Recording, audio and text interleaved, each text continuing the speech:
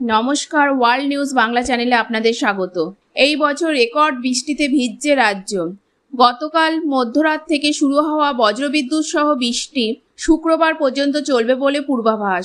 দক্ষিণবঙ্গের বিভিন্ন জেলায় ভারী বৃষ্টির সতর্কতা। বৃষ্টির জেরে নাজেহাল রাজ্যবাসী। এই বছর হয়েছে রেকর্ড করা বৃষ্টি। বেশ কিছুদিন ধরেই চলছে বৃষ্টি। কখনো বিক্ষিপ্ত বৃষ্টিতে ভিজছে শহর ও শহরতলি, আবার কখনো মুষলধারে বৃষ্টি।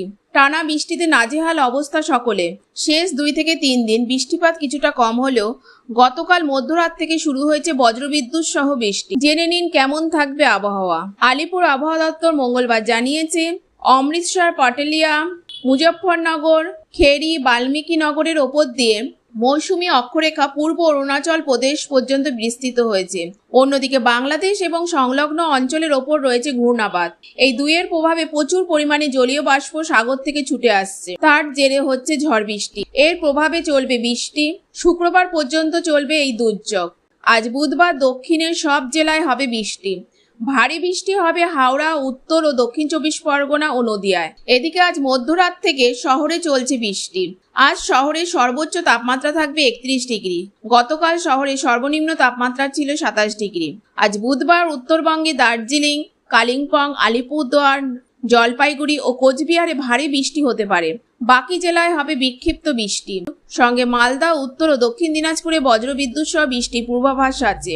বৃহস্পতিবারও চলবে বৃষ্টি। দক্ষিণ 24 পরগনা, পশ্চিম বর্ধমান, বীরভূম, মুর্শিদাবাদে চলবে বৃষ্টি। শুক্রবার পুরুলিয়াতেও হবে ভারী বৃষ্টি।